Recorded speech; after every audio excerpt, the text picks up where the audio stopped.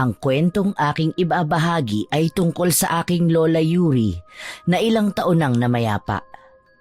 Ang mga sunod na maririnig ninyo ay isinalin na lang base sa mga ikinuwento sa akin ni Lola Luna na isa sa matatalik na kaibigan ng aking lola. Dalaga pa raw sila ng mga panahong yun. Ayon pa sa kanya ay nagsimula ang lahat sa may Chinatown. Galing pa raw si Lola Luna sa probinsya at nagbabaka sakali lang sa Maynila noon. Sabi pa nito ay hindi sapat ang kanyang pera para makabili ng makakain. Pagod at gutom ang nararamdaman ni Lola Luna ng panahong yun. Habang naglalakad malapit sa Binondo Church ay nakaramdam di umano si Lola Luna ng pagkahilo. Hindi raw niya yon pinansin.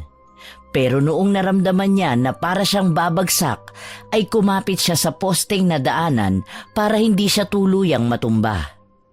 Ngunit eksaktong pagkapit niya ay parang nanghina ang kanyang mga tuhod, kung kaya siya ay napaupo sa mainit na semento. Marami ang dumadaan ngunit kahit isa ay walang huminto para siya ay tulungan. Sinubukan pa raw ni Lola Luna na tumayo. Kaso, hindi nakisama ang kanyang mga tuhod. Ilang minuto pa ang lumipas ay may isang babae ang lumapit sa kanya. "Miss, ayos ka lang ba? Hawakan mo ang kamay ko para matulungan kitang makatayo."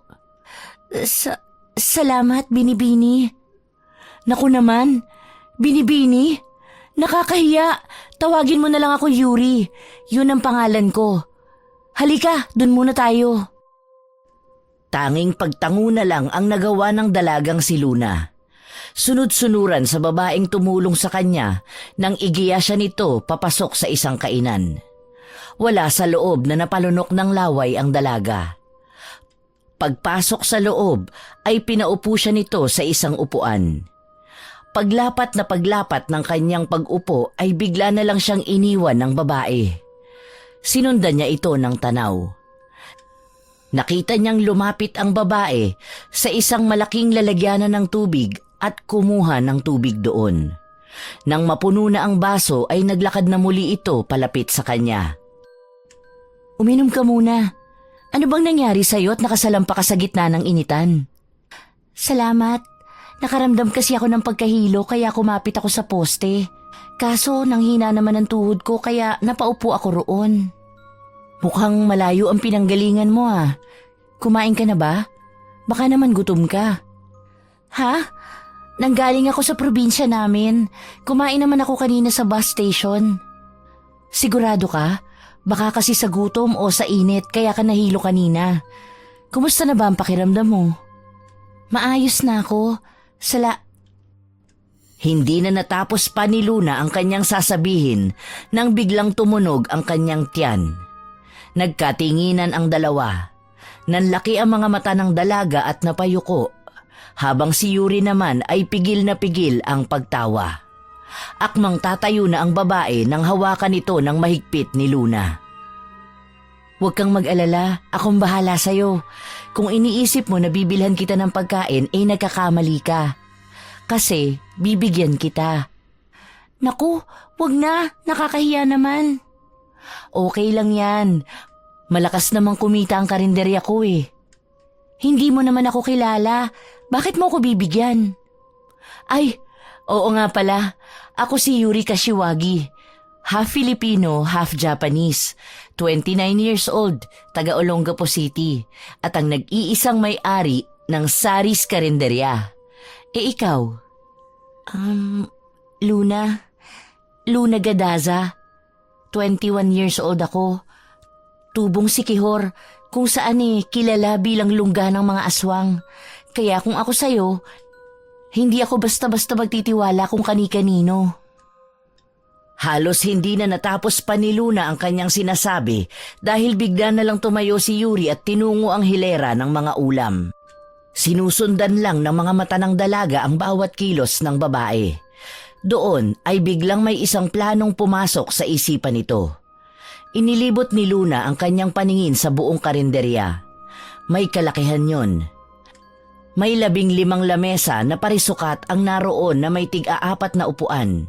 May isa ring mahabang lamesa na nakadikit sa pader. Napansin din ito na nag-iisa lang ang babae doon. Isang ngisi ang lumitaw sa kanyang labi dahil sa napansing yon. Nang makita ni Luna na pabalik na sa pwesto niya si Yuri, ay binura niya ang ngising nakapaskil sa kanyang labi at pasimpleng umayos ng pagkakaupo. Pagdating ng babae ay inilapag nito sa harap ng dalaga ang kanyang mga kinuhang pagkain. Ito, tikman mo. Kumain ka muna, tapos mamaya magkwentuhan tayo. Gusto mo ba ng soft drinks? Hindi na, okay na to. Maraming salamat. Hindi malaman ni Luna kung anong klaseng babae ba ang nakatagpo niya. Wala sa loob na napatitig ang dalaga sa pagkaing nakahain sa kanya. Pork chop yun at ginisang gulay.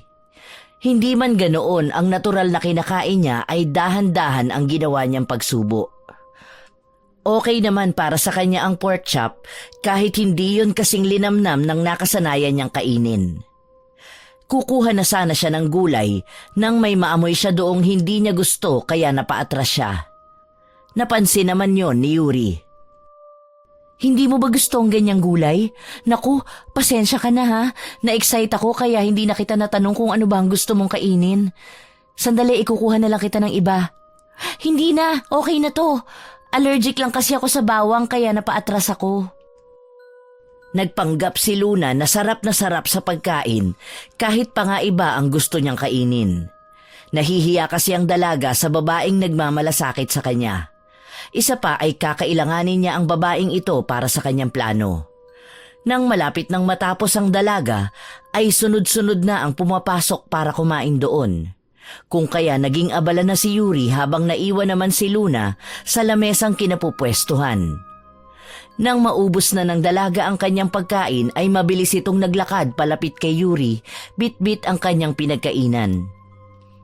Pinapasok naman siya ng babae sa loob ng counter nito at nakisuyo na ilagay na lang yon sa lababong nasa likod ng karinderya. Tumango naman si Luna. Pero bago siya pumunta sa likod ay tinanong niya ang babae kung nasaan ang banyo doon. Paglagpas ng lababo dumiretso ka lang. Pag nakita mo yung pinto sa kanan, yun na ang banyo. Sige, salamat. Mabilis na tinungo ni Luna ang likurang bahagi ng karinderya. Nang makita ang banyo ay lakad-takbo pumasok doon ang dalaga. Dumukwang sa inidoro ang dalaga at isinuka ang lahat ng kanyang kinain. Nang hihina man ay kaagad na tumayo ito at tinungo ang lababong naroroon sa loob ng banyo. Nagmumug ang dalaga para mawala ang pangangasim ng kanyang bibig.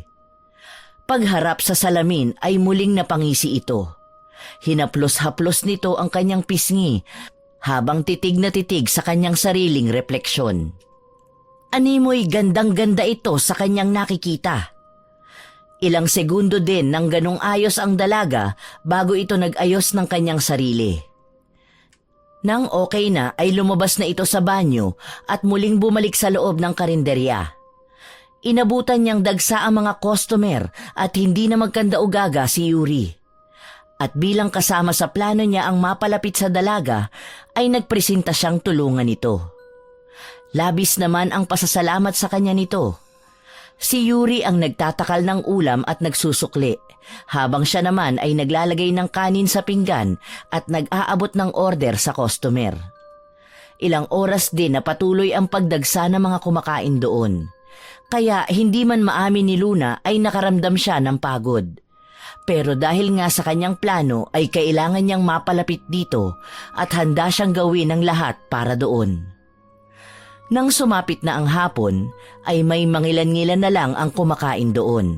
Kaya nagkaroon ng dalawa ng pagkakataon na makapagkwentuhan. Taga saan ka nga ulit? Sikihor. Sikihor? Ang layo naman ng pinanggalingan mo. Bakit ka napadpad dito? Magbabaka sakali kasi ako makahanap ng trabaho na stay-in. Kaso ang hirap palang maghanap kapag wala kang kakilala rito.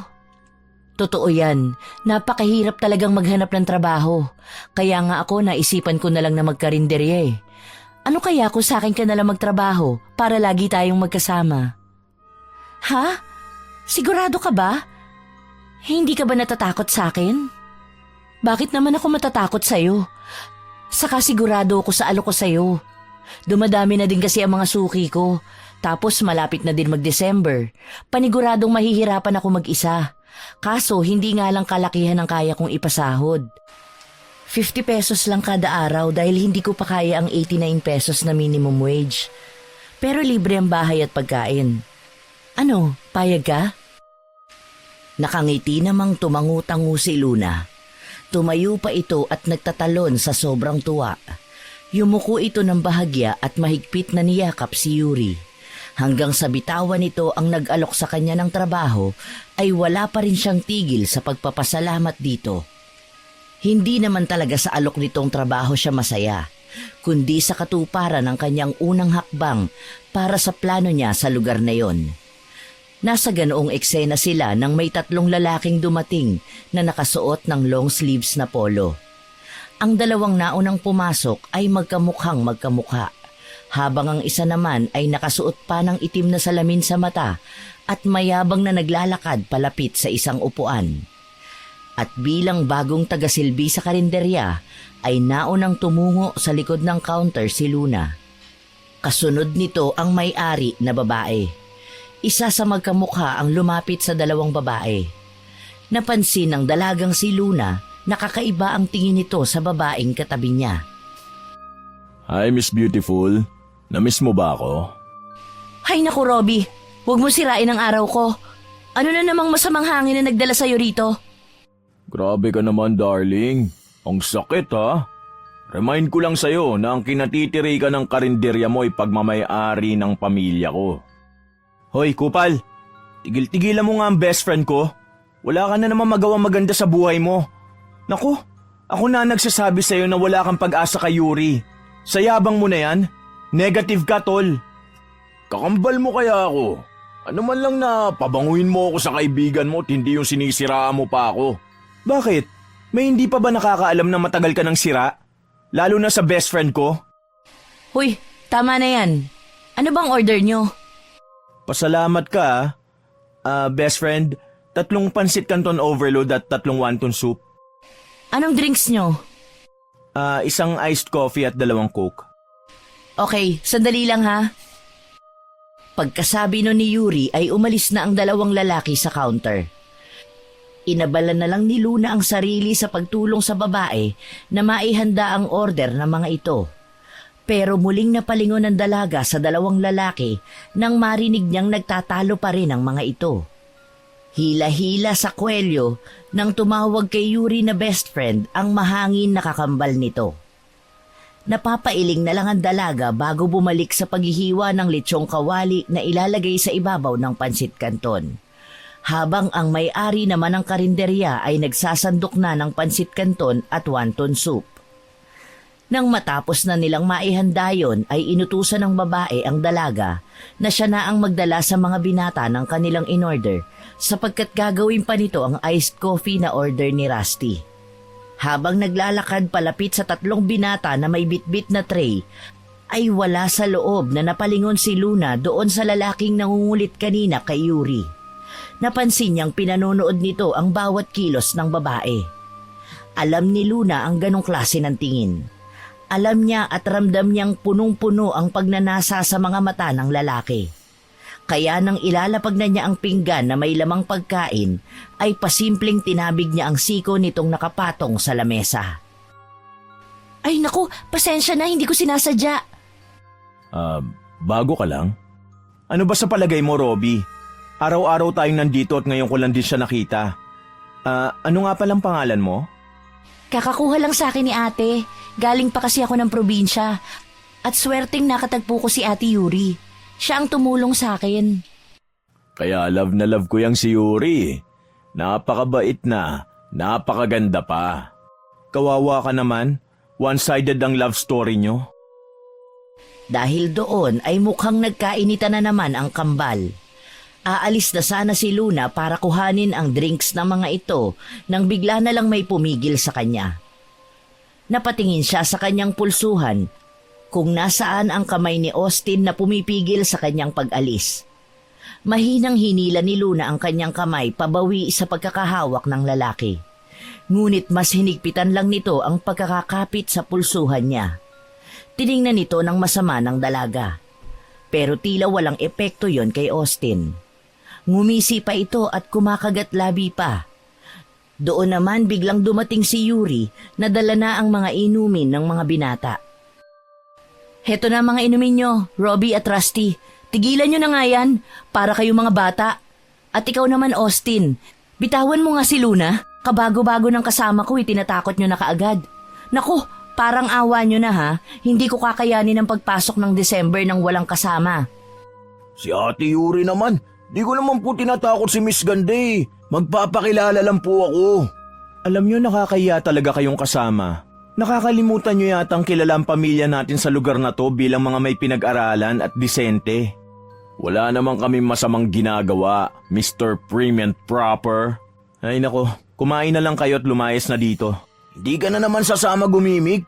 Nagdududa na ako kung talagang lalaki ka ba o nagpapanggap lang eh. Tumigil na kayo. Kainin nyo na yan at na makapagsara na kami. Luna, halika na. Sumunod naman kaagad si Luna kay Yuri na nagtungo sa loob ng counter. Sinimula nitong iligpit ang iba habang nagbibigay ng panuto sa kanya. Naging sunod-sunuran lang siya sa babae. Umabot din sila ng halos kalahating oras sa pagliligpit ng mga gamit na iuuwi nila sa bahay ni Yuri. Isinilid nila ang mga gamit sa 5 malalaking eco bag at 3 may kalakihang kahon. Eksakto ring natapos ang 3 kumakain.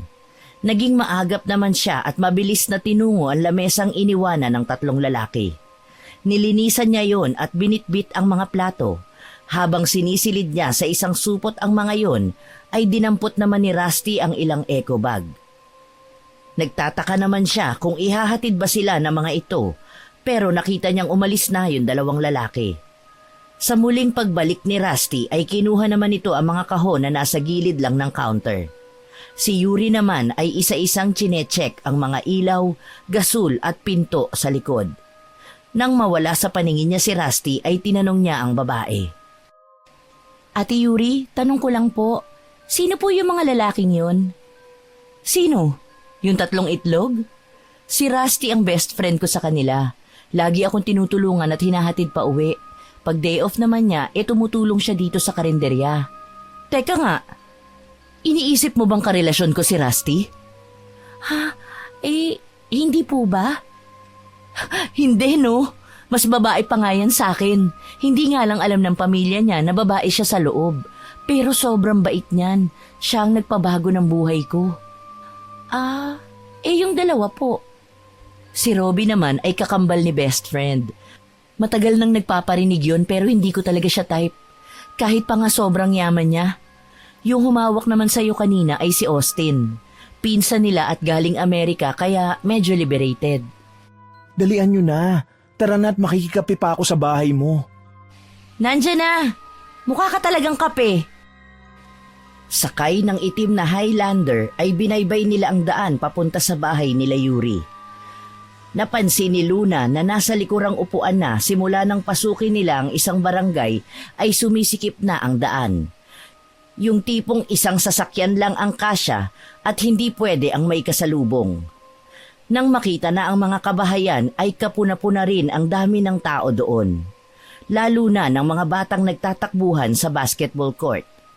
Palihim na napangisi ang dalaga sa kanyang natatanaw. Ilang sandali pa ay pumarada na ang kanilang sinasakyan sa tapat ng isang malaking bahay pero halata ang kalumaan. May mababang tarangkahan din yun at masasabing ito na ang pinakamaayos na bahay doon. Pagbaba pa lang ni Luna ay nasasabik na siya sa mga mangyayari sa mga susunod na araw. Tamang-tama talaga ang pagpili niya ng kakaibiganin. Dahil dinala siya nito sa lugar kung saan ay maisasagawa niya ang kanyang plano. Sa sobrang pagkasabik nga na kanyang nadarama, ay hindi niya na malayang naipasok na pala lahat ni Rusty ang mga gamit. Luna, halika na sa loob para makita mo na ang magiging tahanan mo habang magkasama tayo. Patitirahin mo ko sa bahay mo? Hindi ka ba natatakot na baka masamang tao ako? Lalo na at nanggaling ako sa Sikihor. Sinabi ko na sa'yo kanina, di ba? Imposibleng aswang ka. Kung aswang ka man, alam kong hindi mo naman ako kakainin. Saka isa pa, magaan ang loob ko sa'yo. Oo na, lika na. Tumangulang si Luna at sumunod kay Yuri papasok sa bahay nito. Pagpasok sa loob ay kapansin-pansin ang mga kagamitan doon na lahat ay gawa sa kahoy. Iginala ni Luna ang kanyang mga mata sa loob ng bahay. Pagpasok ay tanaw ang kabuuan ng unang palapag. Parang gumamit lang ng cabinet si Yuri para maging hati ng sala at kusina. Si Rusty naman ay prenteng nakaupo at kinulang na lang ay yakapin ang electric fan. Napansin naman ni Yuri na nakatitig lang sa kanila ang dalaga kung kaya inaya niya itong maupo at uminom ng kape kasama sila. Pagkaupo ng dalaga ay napansin niya ang isang picture frame na nakasabit. Isang batang babae yon na kamukhang kamukha ni Yuri. Hindi na malayan ni Luna na nakatulala na pala siya sa larawan. Nabalik lang siya sa wisyo nang punahin siya ng may-ari ng bahay. Ayos ka lang ba? Pasensya ka na ha, talagang mainit dito ngayon. Nakapagtataka nga kasi bare months na pero mainit pa rin. Sayang lang, lagi naman akong wala sa bahay. Ayos lang ako, napagod lang siguro. Ganun ba? Hoy Rusty, dito ka lang muna at dadaling ko muna si Luna sa gagamitin niyang kwarto. Sabi ko naman kasi sa'yo palagyan na natin ng aircon ng buong bahay mo. Sagot ko na nga ang lahat ng gastos pati kuryente. Di mo pa rin bet. Sayang lang, lagi naman akong wala sa bahay. Ayos lang ako ate, napagod lang siguro. Ganun ba? Hoy Rusty, dito ka lang muna at dadaling ko muna si Luna sa gagamitin niyang kwarto. Bruhang to, kala mo naman mawawala ako. Tumayo si Yuri na tatawa-tawa pa sa kaibigang binabae. Sumunod naman papunta sa ikalawang palapag ang dalagang si Luna. Pag-akyat sa hagdan ay may 3 pintuan doon. Nakahilera ang mga ito sa bandang kanan pagpaakyat ka. Dinala ni Yuri ang dalaga sa tapat ng nasa pinakaunahang pinto, yung malapit sa may hagdan. Ngumiti naman si Luna, sapagkat sa pakiwari niya ay sumasang-ayon sa kanya ang pagkakataon. Hindi na siya mahihirapang kumilos pa. Binuksan ng babae ang pinto para maipakita sa kanya ang loob ng silid. Malaki yon at may lagayan pa ng mga damit. May tukador din doon at bangkito na nakapwesto sa paanan ng kama. Ito ang magiging silid mo.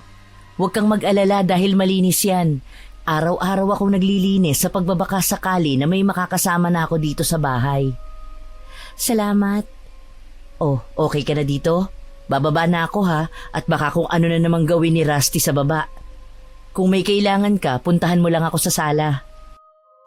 Tumangulang si Luna habang nakangiti. Naglakad ang babae pababa. Nakasunod lang ng tingin ang dalaga dito. Nang mawala na sa kanyang paningin si Yuri ay sinara na niya ang pintuan ng kwarto at inilak yun. Lumakad si Luna palapit sa may kalakihang bintana. Binuksan niya yon at tinanaw ang mga bata sa labas na abala sa paglalaro. Napakagat-labi ang dalaga sa kanyang mga napapanood habang nakangisi. Nang magawi ang tingin ng isang batang naglalaro sa kanya, ay mabilis niyang isinara ang bintana at humiga sa kama. Nang sumapit ang 8:00 ay nakarinig ng mahihinang katok ang dalaga. Tumayo siya at binuksan yon. Bumungad sa kanya ang nakangiting mukha ni Yuri. Inaaya siya nitong maglakad-lakad sa labas. Kaagad namang sumang-ayon si Luna. Magandang pagkakataon yon sa kanya para maging pamilyar siya sa lugar. Simula ng araw na yon ay gabi-gabi na silang lumalabas na dalawa para maglakad-lakad. Ilang buwan na rin silang magkasama. At habang tumatagal ay napapalapit na ang dalaga sa babae. Madalas man naasarin siya nito na huwag siyang kakainin dahil hindi raw siya masarap, ay hindi niya maiwasang mainggit sa kabaitang meron si Yuri. Isa yon sa dahilan kung bakit unti-unting naglalaho ang plano niyang gawin sa lugar na yon. Isang gabing bilog na bilog ang buwan ay hindi na kayang tiisin pa ni Luna ang nararamdaman. Kung kaya nang makatulog na ang kasama sa bahay ay maingat na lumabas ang dalaga. dinala siya ng kanyang mga paa sa isang madilim na iskinita. Hindi nagtagal ay umalis na rin siya doon at umuwi na. Pagpasok ng bahay ay nilinis niya muna ang kanyang sarili bago pumanhik sa ikalawang palapag. Nasa harapan na ng kanyang kwarto ang dalaga at hawak ang seradura nang bigla na lang bumukas ang pinto ng kwartong nasa dulo. Lumabas mula roon ang pupungas-pungas na si Yuri. "San ka galing? Madaling araw na." "Nag-CR lang ako, tapos tumambay ako sa court para magpaantok. Hindi kasi ako makatulog eh." Baka epekto yan ng kaping barako na ginawa para sa atin kanina ni Rusty. "Sige na, matulog ka na at maaga tayo mamaya. 7:00 raw nandito na si Rusty para sunduin tayo." "Ikaw rin, matulog ka na. Good night." Nag-flying kiss lang si Yuri kay Luna bago ito muling bumalik sa kanyang silid. Nang tuluyan ng nakapasok ang babae ay doon lang pumasok sa kanyang silid ang dalaga. Tinitigan muna ni Luna ang kanyang refleksyon sa salaming nakalagay sa tokador bago ito humiga sa kama at natulog. Ilang mahihinang tapik sa pisngi ang gumising kay Luna. Dahan-dahan niyang idinilat ang kanyang mga mata. "Good morning. Rise and shine." Ay, sorry. Nalate ako ng gising." "Okay lang yun. Saka maaga pa naman. Ginising lang kita para makapagkape ka muna at makakain ng pandesal bago tayo umalis." Nataranta namang bumangon si Luna at sinuklay ang buhok nang hindi na tinitignan ng itsura sa harap ng salamin. Dali-dali na itong bumaba sapagkat nakakaramdam ng hiya ang dalaga kay Yuri. Araw-araw na lang kasi na ito ang naghahanda ng almusal nila. Patakbong pumunta ang dalaga sa banyo para maghilamos at magmumog. Hindi na nito napansin ang binabaeng nakadekwatro pa ng upo na tumaas ang kilay sa kanyang kinikilos. Paglabas ng banyo ni Luna, magkasama ng nagkakape sina Rusty at Yuri sa sala. May mga bag na rin sa sahig. Babaita, magkape ka na para makabiyahe na tayo. Kukunin ko lang ang bag ko sa taas. Naibaba ko na no, kaya halika na dito at magkape ka na. Ilang oras din ang biyahe natin, baka gutumin ka. Pagkatapos mag-almusal ay nagbiyahe na rin ang tatlo patungong Bulacan. Nasa harapang upuan si Yuri, habang sa likurang upuan naman nakapwesto si Luna. Pumapailan lang sa loob ng sasakyan ang Like a Prayer ni Madonna. Sinasabayan pa yun ng magkaibigan na nasa harapan. Napapangiti na lang si Luna sa likuran dahil akala mo ay nagko-concert ang dalawa at siya ang audience. Hindi na niya namalayang nakatulugan na pala niya ang panonood sa mga kaibigan. Nagising na lang siya nang tapikin siya ni Yuri at sabihin nitong nakarating na sila. Bumaba ang dalagang si Luna at inilibot nito ang kanyang paningin sa buong paligid. Mapuno sa bandang kanan at bukiri naman sa bandang kaliwa. Sariwa ang hanging humahaplos sa kanyang balat. Pakiramdam tuloy ng dalaga ay nagbalik siya sa probinsya. Welcome to our paradise! Sana mag-enjoy kayo sa pagstay dito. Drop it, birthday boy! Nagpapakyut ka na naman kay Luna. Alam mo namang wala kang pag-asa kay Manang Biday. Okay lang, basta kasama ko siya ngayon, masaya na ako. Ikaw, wala ka rin naman pag-asa kay Ate Yuri. Isip bata ka kasi. Kung tinutulungan nyo kaya ako magbuhat ng mga pinamili naming pagkain natin. Tulungan na kita, best friend. No way. Ikaw ang reyna ko kaya hindi ko hayaang magbuhat ka. Hayaan mong mapakinabangan naman ang mga muscles ko. Ate Yuri, Luna ko, sumunod kayo sa akin para makita niyong ipinahanda kong kwarto nyo. Okay lang naman po sa inyo, Ate Yuri, na magkasama kayo sa kwarto, di ba? Mas okay sa akin yun, para mabantayan ko si Luna. Mahirap na, baka kidnapin mo pa eh. Si Ate Yuri naman, birthday na birthday ko eh. Joke lang, masyado ka namang mapagpatol. Pagpasok nila sa silid na pinaghatiran sa kanila ni Austin, ay kaagad na nahiga si Yuri. Tila ngayon lang nito naramdaman ang pagod sa biyahe. Hindi naman talaga nakakapagod ang biyahe, pero sadyang malubak lang ang daan papasok doon. kaya pakiramdam nito ay nabugbog ang kanyang katawan. Maingat na umupo lang si Luna sa gilid ng nakahigang babae. Tumingin siya sa may bintana na isang sliding glass. Pero kumunot ang kanyang noo nang mapansing may rehas yon. Kinakabahan si Luna at plano sanang ipaalam yon kay Yuri. Ngunit paglingon niya sa babae ay nahihimbing na ito sa pagtulog. Kaya humiga na lang siya sa tabi nito nang dilat na dilat ang mata. Ilang oras din na ganoon nang may biglang kumatok ng 3 beses. Tumayo ang dalaga at pinagbuksan ang kumakatok na yon. Nabungaran niya ang binabaeng si Rusty. Nakatodong ngiti pa ito. Girls, 6:00 na and it's time to party. Party? Ay nako, nalula ka na naman. Gisingin mo na si Yuri at hihintayin ko kayo dito para sabay-sabay tayong pumunta sa pool area. Sige. Sandali lang at gigisingin ko na si Ate Yuri. Bumalik si Luna sa tabi ni Yuri at mahinang niyugyug ito habang tinatawag ang pangalan. Pupungas-pungas itong nagtanong kay Luna kung bakit. Sinabi lang niya na sinusundo na sila ni Rusty. Bumangon naman ang babae at walang suklay na itinali ang may kahabaang kulot na buhok.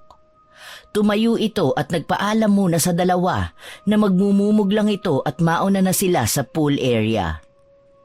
Ayaw sana ni Luna ang ideyang mauuna sila doon pero wala na siyang nagawa nang bigla na lang siyang hilahin ng malakas ni Rusty. Pagdating sa pool area ay dinatna na nila ang 2 lalaki doon na nagpaparingas ng uling para sa kanilang barbecue party. Ilang saglit pa ay dumating na din si Ate Yuri. Plano sanang tumulong ng mga babae sa pag-iihaw pero hindi pumayag ang 2 lalaki kaya inaya na lang nito ang 2 na mag-swimming. Tumanggi si Luna sa alok nito sapagkat hindi siya komportable. Habang naghaharutan ang 2 sa pool ay lumapit si Austin kay Luna at inabutan nito ng juice. Tinanggap naman yon ng dalaga. Nakailang basong juice na rin ang dalaga nang maluto ang lahat ng iniihaw ng 2 lalaki. Doon pa lang nagsimulang mag-inuman ang mga ito. Maging si Yuri ay umiinom din ng alak. Habang siya naman ay panay juice at pulutan lang. Habang nasa kalagitnaan sila ng pag-iinom ay bigla na lang nakaramdam si Luna ng pagkahilo. Inisip nitong baka napagod lang siya, kaya binaliwala niya yon. Pero sa paglipas ng oras ay mas lalong tumitindi ang hilo na yon. Napahawak siya sa kanyang ulo dahil sa biglang pag-ikot ng kanyang paningin. Napansin naman yon ni Yuri. Ayos ka lang ba? May problema ba, bunso? Masakit ba ang ulo mo? Ayos lang po ako, Ate Yuri. Baka napagod lang ako kanina sa biyahe. Hala, baka buntis ka. Imposible yun. Isenteng babae ang Luna ko, no? Mas lasing ka pa yata kaysa kina Yuri at Rusty, Luna eh. Diyos lang naman ang iniinom mo ah. Magpapahinga lang ako. Kailangan ko lang sigurong itulog to. Samahan na kita. Tutal, hindi ko na rin kayang uminom. Magkasamang bumalik sa kwarto ang 2. Lingid sa kanilang kaalaman ay may ngising sumibol sa labi ni na Robbie at Austin. Napansin yon ni Rusty at tinanong ang 2 kung ano ba ang nginingisi nila. Nagulat pa ang 2 sa tanong na yon ng binabae. Tanga, hindi ngisi yun. Ganun talaga akong ngumiti kasi sobrang saya ko. Biruin mo kahit binasted ako ni Luna nakasama ko pa rin siya ngayong birthday ko. Ang baduy mo? Kambal, birthday naman ngayon ni Austin. Kaya hayaan na lang natin siya maging masaya. Huwag kang killjoy, bro. Tama na nga yan. Baka mamaya magkainitan na naman kayo Kampay! Itinaas ni Austin ang basong puno pa ng alak. Nagpalitan muna ng masasamang titig ang 2 bago itinaas ang kanilang mga baso at ipinagpatuloy ang kanilang pag-iinom. Dinadaya na nga ng mga ito si Rusty pero mukhang hindi niya yon pansin. Habang sa loob naman ng silid ng mga babae ay tahimik na nakahiga lang ang 2. Si Luna ay nakatulog na pero si Yuri ay hindi mapakali kahit pa nga pakiramdam nito ay lasing na siya. Kung kaya nagdesisyon ang babaeng tumayo para magtimpla ng kape na iinumin bago niya muling subukan ang matulog. Madilim na ang buong bahay paglabas niya ng kwarto. Tanging ang ilaw na lang sa pool area ang nakabukas. Pero madali lang para rito ang makarating sa kusina kaya hindi naging problema ang dilim ng paligid. Nang marating ang kusina ay kaagad na hinanap ng babae ang switch ng ilaw. Nakita niya naman kaagad yon kaya bumaha ng liwanag sa buong kusina. Pumapalakpak pang nilapitan nito ang coffee maker. Habang hinihintay na maluto ang kape ay may bigla na lang kumalabit sa kanya. Nagulat siya at paharap na hinampas yun. Aray, masakit yun ah. Pasalamat ka, mahal kita. Bakit ka ba kasi nanggugulat? Kakakape mo yan eh. Ano bang ginagawa mo rito? Kukuha lang sana ako ng iinumin namin ni Austin sa ref. Naubos na kasi yung iniinom namin eh. Nasaan si Rusty? Wala na, bagsak na. Napakadali talagang malasing nun. Tumangulang si Yuri bago tinalikuran ng lalaki. Pero yun ang pagkakamali ng babae. Dahil sa kanyang pagtalikod ay bigla na lang siyang sinunggaban ni Robbie. Mahigpit nitong tinakpan ng kanyang kamay ang bibig ng babaeng nagpupumiglas. Pero para itong nadedemonyo dahil kahit pa nga nanlalaban ng babae ay hinalik-halikan nito ang leeg ni Yuri. Ang isang kamay naman ni Robbie ay naglalakbay sa malulusog na dibdib ng babae pababa sa maselang parte ng kanyang katawan. Inipon ni Yuri ang lahat ng kanyang lakas para makawala kay Robbie. Kapupumiglas niya ay aksidenteng nasipa niya patalikod ang ari ng lalaki. Nang lumuwag ang pagkakahawak sa kanya nito ay malakas niyang itinulak ang lalaki bago nagtatakbo papunta sa silid nila ni Luna. Ngunit nang malapit na siya ay may malakas na puwersang bigla na lang siyang hinatak at padabog na isinandal sa dingding na katabi lang ng pinto ng kwarto kung nasaan si Luna. Umaasang magigising ang kasama ay hinampas-hampas ni Yuri ang dingding para makagawa ng ingay. Pero tila nahimbing ng tulog ang dalagang kasama dahil kahit anong ingay ang kanilang gawin ay hindi ito nagigising. Sa sobrang desperasyon ay malakas na sumigaw si Yuri. Luna! Tulungan mo ako! Manahimik ka. Huwag ka na lang kasing pumalag para hindi ka na masaktan pa. Magugustuhan mo din naman to eh. Kaya huwag mo na akong pahirapan. Pwe! Nasusuka ako sa'yo! Pinagkatiwalaan ka namin! Pasensya ka na, babe. Hindi ko na talaga kaya eh. Pinilit kong pigilan, pero hindi ko na talaga kayang paulit-ulit mo kong tanggihan. Nirespeto kita, pero kung hindi ka magiging akin, pues gagawin kitang akin. Umiiyak na si Yuri habang isinisigaw ang pangalan ng iba pa nilang kasama. Isang humahangos na binata naman ang biglang dumating. Nagkaroon ng kaunting pag-asa si Yuri nang makita si Austin.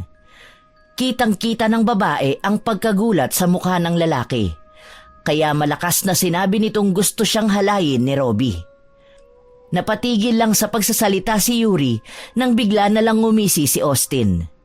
Lumapit ito sa kanilang dalawa at tumapat sa kwarto kung nasaan si Luna. Parang binuhusan ng nagyeyelong tubig ang babae nang mapagtanto niya na magkasabwat ang dalawa. Lahat ng nabuong pag-asa na naramdaman niya kanina'y biglang naglaho. Lalo na sa mga salitang binitiwan ng mga lalaki. Bakit ba dito kayo naglalampungan? Sa loob nyo na ituluyan para makakain na tayo ng panghimagas. Wag! Wag si Luna! Ako na lang! Robbie! Please! No, babe. Akin ka lang at hindi ko gusto may kahati ako sa'yo.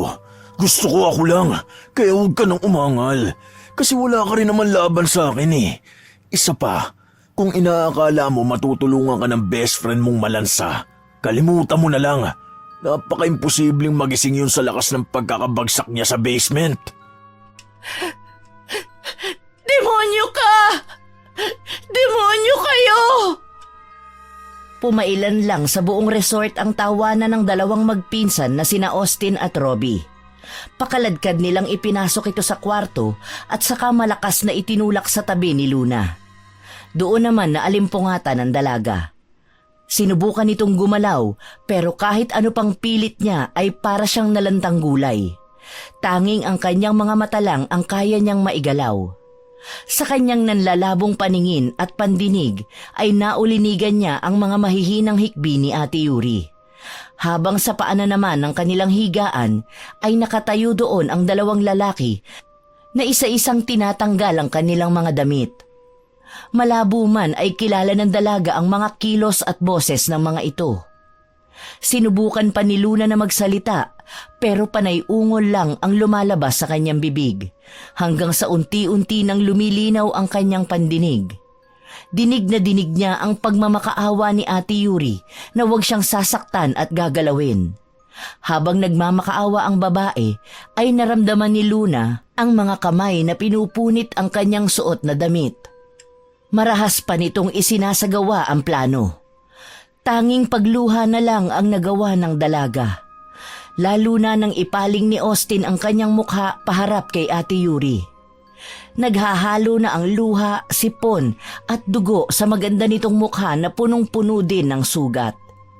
Dinig na dinig ng dalaga ang pagmamakaawa ng babae na mas lalong nagpatindi sa galit sa kanyang puso. Kababakasan yon ng panghihina. Tama na. Pakiusap. Tama na. Hindi na mabilang nila Luna at Yuri kung ilang beses pa silang paulit-ulit na hinalay ng mga lalaking bangag. Iniwan lang sila sa kwarto na para bang mga basura, kaya tinangka niyang lumapit kay Ate Yuri. Naigagalaw na ng bahagya ni Luna ang kanyang kamay at paa. Pagapang na lumapit siya sa tulalang babae. Sinubukang tumayo ng dalaga pero bumagsak lang siya ulit. Para bang naging lantang gulay ang mga buto niya sa katawan. Kahit anong pilit pa niyang magpalit anyo ay hindi niya magawa. Napasigaw na lang sa pagkabigo ang dalaga nang biglang bumukas ang pinto ng marahas. Iniluwanon ang dugo ang binabae na si Rusty. Napaluhod pa ito nang masaksihan ang nangyari sa kanilang dalawa ni Ate Yuri. Tumigas bigla ang mukha nito at lumapit kay Luna. Binalot siya nito ng kumot at saka ito lumapit sa nakahiga pa ring babae. Umiiyak itong sinusuotan ng damit ang matalik na kaibigan. Kaya mo bang maglakad, Luna? Kailangan natin makaalis dito. Kaya ko. Magbibihis lang ako. Bilisan mo na para hindi nila tayo maabutan. Nang makapagbihis na si Luna, ay binuhat na ni Rusty ang babaeng hanggang ngayon ay tulala pa rin. Dali-dali silang tumakbo, papunta sa sasakyan ni Rusty. Pagkasakay nila ay kaagad na pinaharurot ng binabae ang sasakyan. Nang makarating sila sa isang gas station, ay napansin nila ang isang motel doon. Kaya nagdesisyon si Rusty na mag-check-in muna sila sapagkat nakakaramdam ito ng hilo dahil sa patuloy na pag-agos ng dugo sa kanyang ulo. Bakit dito? Hindi ba dapat ay sa ospital? Iiwan ko muna kayo dito bago ako pumunta sa pinakamalapit na ospital. Kailangan nyo magpahinga. Pero... Kaya ko ang sarili ko. Nakikiusap ako sa iyo, Luna. Bantayan mong mabuti si Yuri. Habang wala ako, wag mong bubuksan ang pinto. Naiintindihan mo ba, bunso? Opo. Sa pag-alis ni Rusty ay nabuo ang isang plano ng paghihiganti. Pero sa ngayon ay isasantabi niya muna yon hanggat walang kasama ang kanyang Ate Yuri doon. Sisimulan niya ang kanyang balak pagbalik nila ng Maynila. Nagtatangis ang kanyang mga bagang sa galit. Lalo na sa tuwing mapapatingin siya sa itsura ni Ate Yuri na parang tinakasan na ng katinuan. Kinaumagahan ay bumalik na si Rusty na may benda sa kanyang ulo. Sinundo lang nito ang mga babae para makabalik na sila ng Maynila. Ilang oras lang ang biniyahe nila bago sila nakarating sa bahay ni ate. Inaalalayan ng dalawa si Yuri hanggang makapasok sa loob ng bahay sapagkat hindi pa rin ito bumabalik sa normal. Ilang buwan pa ang lumipas at wala pa ring ipinagbago si Yuri. Hindi na nila nabubuksan ang pwesto nito. Minsan pa nga ay naririnig niya ang pagtangis nito. Isang araw, habang nakatulala si Luna sa harap ng salamin dahil sa pag-iisip kung paano isasagawa ang kanyang plano, ay biglang pumasok si Yuri at mabilis na lumapit sa kanya para yakapin siya. Sa hindi inaasahang pagkakataon ay hindi kaagad nakahuma si Luna. Ate Yuri? Luna? Sorry. Sorry kasi hindi kita naprotektahan. Sinubukan ko pero mas malakas sila. Wala akong nagawa. Alam kong hindi mo ko hahayaang mapahamak, Ate Yuri. Hindi mo kailangang humingi ng tawad. Huwag ka pong mag-alala. Ako na ang bahala sa lahat. Pilit ang ngiting humiwalay si Luna sa pagkakayakap ni Yuri. Kaba at takot ang nararamdaman ng dalaga ng mga oras na yon. Lalo na nang dahan-dahang pumipihit paharap sa salamin ang ulo ng babae. Kung kaya bago pa man ito makita ang kanyang refleksyon, ay inaya na lang niya ito sa sala para magmerienda.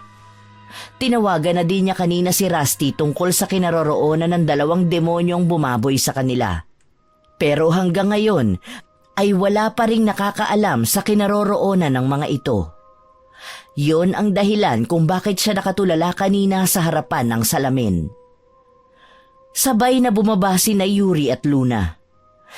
Nang marating nila ang sala ay pinaupo lang ng dalaga ang kanyang ate bago tinungo ang kusina. Plano niyang ipagluto ito ng mashed potato na may mushroom gravy. Habang abala ang dalaga sa paglilinis ng patatas, ay biglang lumitaw si Rusty na may dalang coffee float at cheese bread na halatang binili pa nito sa isang tindahan sa mall. Bagamat pinsan at kakambal nito ang mga hayop na sumalbahe sa kanila, ay wala siyang maramdamang galit dito. Lalo na nang sabihin nitong hindi ito hihinto hanggat hindi napaparusahan ang mga nang walang hiya sa kanila. Mukhang masarap yan Siyempre, para kay ate to eh. Siya nga pala, Rusty. Salamat sa lahat ng tulong mo sa amin, ha? Lukaret, ako nga dapat magpasalamat sa'yo kasi hindi mo iniiwan ang best friend ko. Alam mo naman kung gaano ako kabisi sa kumpanya ni na Daddy. Malaki ang utang na loob ko kay Ate Yuri. Gagawin ko ang lahat para maging masaya siya. Ay nako, tigilan na nga natin tong drama. Baka masira ang makeup ko. Wala kang make-up. Malamang gutom lang yan. Sige na, balikan mo na si Ate Yuri. Mabilis lang tong niluluto ko. Tinalikuran na ni Luna ang binabae at isinalang na ang patatas sa kalan. Sa kabilang burner naman ay sinalang na rin niya ang sauce na kanina pa niya nagawa. Muli ay lumingon siya sa kanyang likuran at doon ay natagpuan niya si Rusty na naghahalongkat sa refrigerator. Inisip niya na baka naghahanap ito ng malamig na tubig. Babalik na sana ang dalaga sa kanyang niluluto nang makarinig sila ng malakas na kalabog na nagmumula sa sala. Parehas na nataranta ang dalawa at patakbong tinungo ang sala. Doon ay natagpuan nila ang walang malay na si Yuri na nakasadlak sa sahig.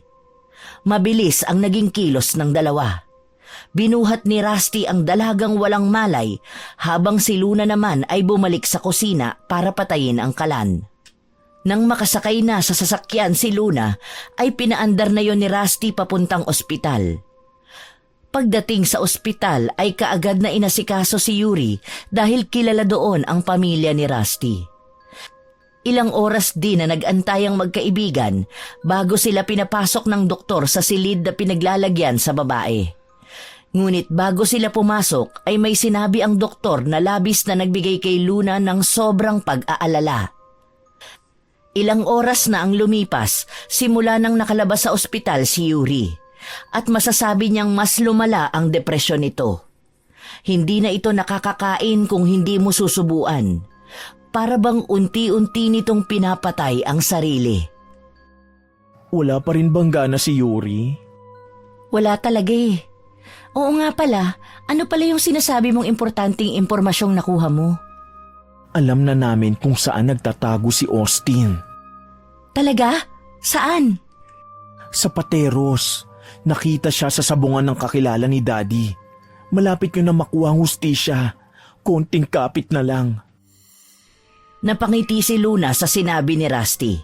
Hindi dahil sa mahuhuli na si Austin, kundi alam na niya kung saan pupuntahan ang lalaking demonyo na mas demonyo pa sa kanya. Oo nga pala, pwede ka ba mamayang gabi? May lalakarin kasi ako eh. Ayoko namang iwanan mag-isa si Ate Yuri. Bakit? Saan ang gala mo? May bibilin lang ako sa night market. Okay, basta mag-iingat ka ha. Pagsapit ng 7:00 ay lumabas na si Luna. Bit-bit ang may kaliitang bag na naglalaman ng kanyang gagamitin para mamaya. 3 sakay pa ng jeep ang ginawa ng dalaga bago narating ang sabungan ng Pateros. Doon niya aabangan si Austin. Ilang oras ding nakatayo si Luna sa tapat ng sabungan nang maamoy niya si Austin. Hinanap niya ang pinanggagalingan nun. At nang makita niya ito ay kaagad na sinundan niya ang naglalakad na lalaki. Ilang kanto rin ang layo sa sabungan nang magdesisyon si Luna na tawagin ang lalaki at saka ito nilapitan at niyakap. Austin! Luna! My loves! Bakit hindi mo ako hinanap? Alam mo bang hinahanap-hanap kita? Talaga? Siguro nasarapan ka sa ginawa ko, no? Na-miss mo ba ako at ang alaga ko? Sa'yo ko lang naramdaman ang ganong pakiramdam. Hinahanap-hanap ng katawan ko ang mga haplos mo. At tungkol dun sa ginawa mo, parang gusto kong ulitin natin. Ha? Talaga? Halika, pasok ka. Sa loob na natin pag-usapan yan, Na-miss talaga kita, my loves. Yan ba ang bahay nyo? Wala ka bang kasama dyan? Oo, bahay ko to at wala akong kasama. Kaya masosolo natin ang buong bahay. Hinatak ni Austin si Luna papasok. Lingid sa kaalaman ng lalaki ay nahulog na ito sa bitag ng dalagang ngising-ngisi. Nang makapasok na sila sa bahay ay kaagad na hinalikan ni Austin si Luna sa kanyang mga labi. Gumanti rin naman ng mainit na halik ang dalaga. Nang kapwa na sila hinihingal ay lumayo muna si Austin at sinabing maghahanda muna siya ng kanilang kakainin para may lakas sila sa bakbakan mamaya. Biniro pa ito ng dalaga at sinabing kumain siya ng marami dahil uubusin niya ang lakas nito. Tatawa-tawa pa ang lalaki habang naglalakad papuntang kusina. Patawad, Ate Yuri, pero itong hustisya para sa akin. Ilang sandali pa ay may bitbit ng pagkaing fried chicken at kanin si Austin. Pinagsaluhan nila yon, pero hindi masyadong kumain si Luna. Nang maubos na nila ang pagkain ay nagpaalam si Austin na maninigarilyo lang sandali sa labas. Tumangulang ang dalaga. Pagkalabas ni Austin ay inilabas na ni Luna ang posas na binili niya sa night market. Hinubad niya ang kanyang suot na blusa at paldang mahaba. Tanging mga panloob na damit na lang ang suot ng dalaga pagpasok ni Austin. Para naman itong asong ulol na naglalaway sa magandang katawan ng dalaga. Mapang-akit namang tinawag niya ito. Habang papalapit sa dalaga ay isa-isang tinanggal din ng lalaki ang kanyang suot. Ito ang pinakamasarap na panghimagas ko. Let's rock, my loves! Padamba nitong sinunggaban ang dalaga. Maiinit ang halik na namagitan sa dalawa. Ang kamay naman ng binata ay gumapang sa makinis na balat ni Luna. Nang tatanggalin na ng binata ang saplot ng dalaga, ay inawat niya ito. Huwag dito. Doon tayo sa kwarto mo. Binuhat naman ng binata si Luna at ipinasok nga ito sa kwarto. Malumanay na inihiga ni Austin ang dalaga bago ito paulanan ng mga halik sa buong katawan, habang ang isang kamay nito ay nilalaro ang malulusog na dibdib ng dalaga. Nang maglakbay ang kamay ng lalaki papunta sa pagkababae ni Luna, ay bigla itong itinulak ng dalaga pahiga at saka siya pumatong. Nagkapalit sila ng pwesto. Napangisi naman ang lalaki sa pinapakitang agresyon ng babae. Hinalikan siya ng babae bago nito itinaas ang kamay ni Austin at kinabit ang isa sa 2 posas na daladala niya. Ang nakapikit na mata ng lalaki ay biglang dumilat. Pagkatapos nun ay ang isa namang kamay ng lalaki. Umalis si Luna sa ibabaw ni Austin. Napaangat ang ulo ng lalaki dahil doon. Relax. Alam kong magugustuhan mo ito. Ngayon ko lang nalaman ng wild pa lang my loves ko. Sisiguraduhin kong mararating mo ang langit. Mapang-akit na itinaas ni Luna ang panyong pangpiring na dala niya at itinakip yon sa mga mata ng lalaki. Mas lalo namang nanabik si Austin nang maramdaman niyang hinuhubad na ni Luna ang kanyang briefs. Halos tumirik ang mata ng lalaki nang maramdaman niya ang labi ng dalaga sa kanyang naghuhumindig na pagkalalaki. Masarap ba? Oh, yeah. My loves. Yes. Yes, ang galing mo. Sige po. Mas lalo namang ginanahan ng lalaki nang isubo ng buo ng dalaga ang kanyang pagkalalaki. Pero panandalian lang yon dahil kakaibang sakit ang naramdaman niya nang bigla na lang yung kagatin ni Luna.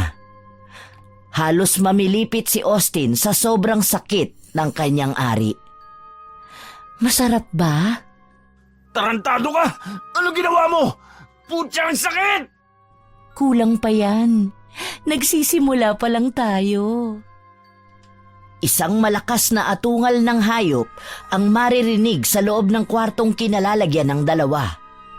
Takot naman na nagtatanong si Austin kung ano ang naririnig na yon.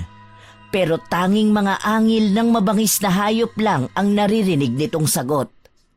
Kinabahan ang lalaki, kaya pilit nitong hinihila ang kanyang mga kamay na nakaposas sa headboard ng kama. Panay-mura na lang ang lumalabas sa bibig ni Austin nang biglang tanggalin ni Luna ang takip sa mata nito. Halos magkulay suka ito nang makita ang dugoang bibig ni Luna habang may nginunguya ito. Wala sa loob na napatingin ang lalaki sa kanyang sandata. Halos panawan siya ng ulirat nang makitang may sumisirit na dugo sa pagitan ng kanyang mga hita. Bago muling lumingon kay Luna na ngayon ay magulo na ang buhok at may mahahaba ng kuko at pangil. Kulubot na rin ang kaninang makinis nitong balat. Mapait ang laman mo! Pwe! Ihanda mo na ang sarili mo dahil ako ang magdadala sa iyo sa impyerno! Doon! Doon ka na babagay! Ah! Halimaw! Kahit sumigaw ka pa, sisiguraduhin kong mararamdaman mo ang lahat ng sakit na idinulot niyo sa amin ni Yuri. Alin kaya ang sunod kong kakainin? Alam ko na. Ano kaya kung unahin natin ang mga kamay mo? Tutal, masyadong makasalanan ang mga kamay na yan. Dahan-dahan ngang kinagat ni Luna ang daliri nito. Wala naman ibang magawa si Austin kundi ang humiyaw sa sobrang sakit ng pagkapunit ng kanyang kalamnan. Ilang oras pa ang lumipas at naubos na ni Luna ang dalawang kamay ni Austin. Tulalang umiiyak na lang si Austin dahil namaos na ito sa kakasigaw. Nanghihina na rin ito at namumutla na. Sinampal ni Luna ang lalaki saka kinutkot ang balat nito sa mukha. Nagkikisay ang lalaki sa sobrang sakit na nararamdaman nito. Hindi pa nakontento si Luna. Hiniwa-hiwa nito ang laman sa hita ng lalaki sa pamamagitan ng kuko nito.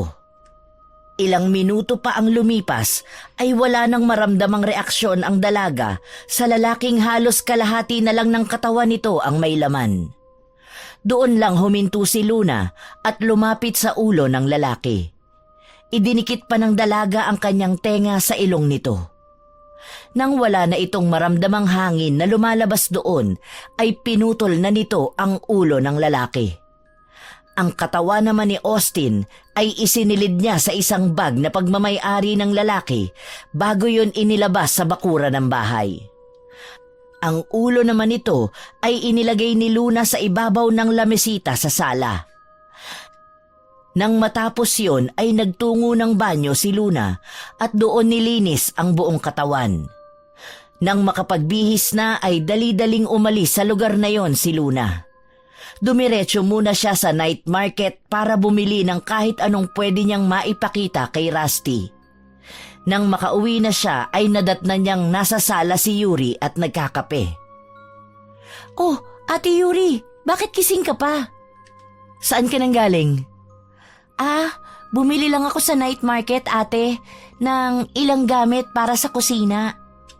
"Alam ko kung saan ka nagpunta." "Anong ibig mo sabihin, Ate Yuri?" "Galing ka kay Austin. Tama ba ako? Alam ko ang lihim mo. Nakita kita sa harap ng salamin. Hindi ka totoong si Luna. Sino ka ba talaga, Lola?" "Ha? Alam mo? Ako si Luna. Pero katulad ng sinabi mo, matanda na ako. Isa akong aswang na may kakayahang magbagong anyo bilang dalaga. Sabi ko na nga ba at hindi ako nababaliw. Pero sana ay maipangako mong hinding-hindi ka mananakit ng tao. Kaya kong itago ang lihim mo at tatanggapin pa rin kita. Pero mangako ka." Umiiyak na napayakap si Luna kay Yuri. Yon ang eksenang dinatnan ni Rusty na pupungas-pungas pa. Lumapit ito sa dalawa at sumigaw ng group hug daw. Kinabukasan ay balitang-balita ang nangyari kay Austin. Kung kaya maaga pa lang ay umalis na si Rusty para puntahan ang lugar kung saan dinala ang ulo ng kanyang pinsan. Ayon sa balita, nilooban ito ng mga nakaalitan sa sabungan. Pero hanggang ngayon ay wala silang lead kung sino ang may gawa. Habang naririnig yon ay napangiti ng palihim si Luna na kaagad namang napansin ni Yuri. "May kinalaman ka ba sa nangyari?" "Wala, Ate Yuri.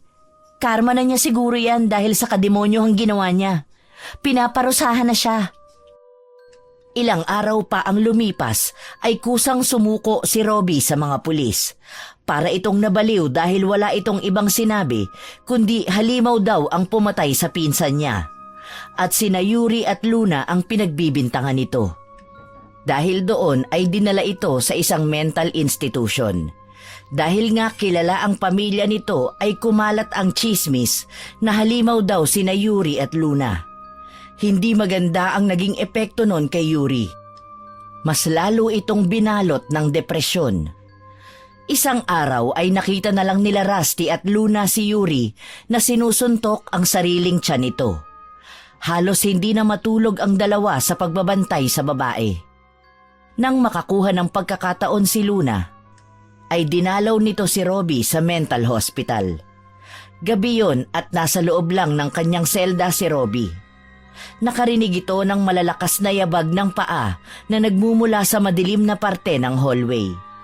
Hindi nagtagal ay isang pares na mga paa ang nakita ng lalaki na nakatayo sa kanyang harapan. Pagtingala niya ay nakita niya si Luna na magulo ang buhok at naglalaway pa. Halimaw! Halimaw! Nagsisigaw si Robbie kung kaya nakatawag yun ng pansin sa mga nurse na naroon. Mabilis namang tumalilis si Luna. May ngiting bumalik sa bahay si Luna, pero nagulat siya nang madatnan doon si Rusty na umiiyak. Nilapitan niya ito at tinanong kung ano ang nangyari. Niyakap siya nito bago nagsalita. Si Ate Yuri mo. Iniwan niya na tayo. "Ate Yuri? Anong nangyari? Paanong iniwan tayo? Umuwi sa probinsya nila?" Hindi. Patay na siya. Dinatnan ko siyang nakabulagta sa kusina. Bumubula ang kanyang bibig. Uminom siya ng insecticide. Nagmadali akong pumunta dito kasi tumawag siya sa akin. Sabi niya hindi niya napapayagang mabuhay ang bata sa sinapupunan niya para mawala ng anak ng demonyo. Akala ko nung una nagtatangka lang siya magpalaglag. Pero hindi ko inakalang ganito. Hindi! Hindi totoo yan! Hindi magagawa yun ni Ate Yuri! Panay iyak na lang ang nagawa ng dalawa. Magkayakap at nagdadamayan. Pero iba ang isip ni Luna. Ang galit na nararamdaman niya noon kila Robbie ay mas nadagdagan pa. Isang plano na naman ang nabuo sa kanyang isip. Pero sa ngayon ay kailangan niya munang asikasuhin ang kanyang ate Yuri. Nagdadalamhati man ay magkasamang nag-asikaso ang dalawa para sa burol ni Yuri. Tinawagan na din ng binabae ang pamilya ng matalik na kaibigan. Pero dahil sa may sakit na ang mga magulang ng babae, ay walang makakapunta sa mga ito. Kaya nag-usap na lang sina Rusty at Luna na dadalhin na lang ng binabae ang abo ni Yuri sa kanyang pamilya. Habang si Luna naman ang bahala sa negosyong naiwan ito.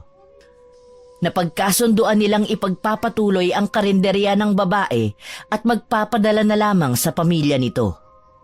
Lalo na at may maliit pa pala itong anak na babae. Ilang araw lang din nilang binurol si Yuri bago nila ito pinakremate. Kung kaya, naiwan na namang mag-isa si Luna. Naghahanda para sa paghihiganti sa lalaking naging dahilan ng pagpapakamatay ng kanyang ate Yuri. Isang madaling araw ay nagpuntang muli si Luna sa mental hospital. Sa muling pagdalaw nito ay hindi na siya nagbagong anyo para hindi matakot si Robbie. Dinatnan niya itong nakatalikod kaya hindi siya kaagad nakita nito. Robbie! Robbie! Luna? Anong... paanong... Huwag ka na magtanong. Kailangan mo makatakas dito. Kailangan ka ni Ate Yuri. Kailangan ka nila ng iyong magiging anak. Anak? Si Yuri? Oo, magkakaanak na kayo ni Ate Yuri. Kaya kailangan mo makalabas ngayon din para mabuo na ang pamilya nyo. Ikaw, si Ate Yuri at si Baby. Paano ako makakalabas dito? Napakahigpit nila. Ako ang bahala. Gamit ang susing kinuha ni Luna sa isang nurse na kanyang pinatay, ay binuksan niya ang selda ni Robbie.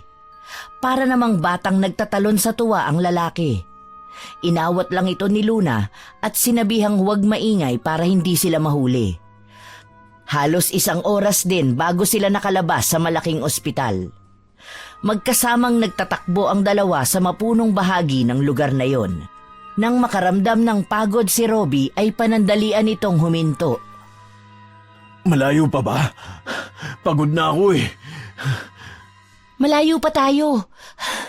Pag huminto tayo, paniguradong hindi na natin maaabutan si Ate Yuri. Wala namang nagawa si Robbie kundi ang tumuloy sa pagtakbo kasama ni Luna. Nang makarating sila sa isang talon ay sinabi ni Luna na magpahinga muna sila. Sumang-ayon naman si Robbie. Umupo ito sa tabi ng isang punong malapit sa talon. Pasipol-sipol pa nga ang lalaki. Lingid sa kanyang kaalaman ay naghihintay lang ng kabilugan ng buwan ang dalagang kasama niya. Ilang oras pa lang silang naroon nang makaidlip si Robbie. Hindi na tuloy niya nakitang nagbagong anyo si Luna. Sa pagbabagong anyo ni Luna ay lumuhod ito sa harapan ng lalaking nakasandal sa puno. Bumulong ng kakaibang lengguwahe ang dalaga at saka kumuha ng tubig sa talon. Inilagay niya yon sa kanyang bibig. Sa pagtayo nito ay lumapit siya sa natutulog na lalaki at ipinainom dito ang tubig na galing sa kanyang bibig. Sinugatan din ni Luna ang kanyang kamay at pinatulo ang dugo nun sa loob ng bibig ni Robbie. Nang sapat na ang nailagay ay muli itong bumalik bilang dalagang si Luna. Saka nito ginising si Robbie na napaubo pa dahil pakiramdam nito ay may nalunok siya ng biglaan. Nagpatuloy sila sa kanilang paglalakbay. Nang makita na nila ang kalsada ay eksaktong may dumaang taxi. Sumakay sila roon at nagpahatid sa lugar nila Ate Yuri. Pero hindi sa bahay ni Yuri niya dinala ito, kung hindi sa isang madilim na parte ng squatter. Yung lugar na maraming mga adik na iniiwasan ng mga taga roon. Asan si Yuri? Nandito ba siya? Oo, nandun siya sa bahay na yun. Turo ni Luna sa pasugalan ng mga adik doon. Nagtatakbong pumasok doon si Robbie, habang si Luna ay nasa labas lang habang nakangisi at naghihintay sa magaganap. Ilang minuto pa ang lumipas ay isang malakas at nakakatakot na atungal ang maririnig mula sa bahay na pinasok ni Robbie. Nagkagulo na rin doon at panayhiyawan at putok ng baril ang maririnig sa paligid. Nang mapansin ni Luna na dumadami na ang tao ay tumalilis na siya at umuwi na sa bahay. Hanggang doon ay dinig na dinig niya ang mga sigawan at pagkakagulo. Nag-aalulungan din ang mga alagang aso ng mga taga roon. Hihiga na sana si Luna nang mamataan niya ang sasakyan ni Rusty na patungo doon. Patakbong bumaba siya ng hagdan para salubungin ito. Pagbaba ng binabae ay hindi ito kaagad nagpunta sa harapan ng bahay kundi sa passenger seat. Nang buksan yon ni Rusty ay may isang batang babae doon na nakatitig kay Luna na nakatayo na sa harap ng pinto. Binuhat yon ng binabae at saka lumapit sa dalaga. "Pasok kayo. Anong nangyari, Rusty?" Hindi na raw nila kayang alagaan si Sari kaya dinala ko na. Ayos lang ba kung magkatulong natin siyang palakihin? Napakagandang bata. Siya ang anak ni Ate Yuri sa probinsya? Oo, kaso nang malaman niyang wala na ang kanyang mama ay hindi na siya nagsalita. Hi, Sari. Ako ang tita Luna mo. Ako na ang mag-aalaga sa'yo. Tumingin lang ito kay Luna na naging dahilan para mapaluha ang dalaga. Sa paraan ng pagkakatitig nito ay muling naalala ng dalaga ang unang araw ng kanilang pagkikita ni Ate Yuri niya. Wala sa loob na napayakap siya ng mahigpit sa bata habang hilam ng luha. Nang gabing yon ay doon na rin natulog si Rusty. Habang ang batang babae naman ay sa silid ng yumao nitong ina pinatulog ni Luna bago siya pumunta sa kanyang sariling silid. Nagising sina Rusty at Luna dahil sa ingay sa court bago pa man sumikat ang araw. Halos sabay pang nagbukas ang dalawa ng pinto para bumaba at silipin kung ano ang kaguluhang nagaganap sa labas. Pagdating nila sa harap ng tarangkahan ay may nakita silang isang lalaking punong-puno ng sugat na nakatali sa isang kawayan. Mababakas ang panghihina nito. Napahagulgol na lang ang katabing binabae ni Luna nang silaba ng mga taong galit na galit ang lalaking sugatan man ay nakilala ng kanyang kakambal. Inalo naman ni Luna ang kaibigang si Rusty kahit pa nga nagdidiwang ang kanyang puso sa kinahinatnan ng lalaki. Sa pagpasok nila ay nadatnan nila ang batang si Sari na nasa paanan ng hagdan. Nilapitan niyo ng dalawa at niyakap. Lumipas ang mga taon at sina Rusty at Luna na ang tumayong mga magulang ng batang si Sari. Masaya man si Luna dahil sa tagumpay niyang paghihiganti ay may lungkot pa rin dahil alam niyang hindi gusto ng kanyang Ate Yuri ang ginawa niya. Malungkot din dahil alam niyang hindi na maibabalik ng paghihiganti ang buhay ng kanyang Ate Yuri. Pinagsisihan na niya ang kanyang mga ginawa at tuluyan ng tinalikuran ng pagiging aswang. Pinili ng maging mabuting tao para sa kanyang mga pinakamamahal na si Ate Yuri at sa anak na si Sari.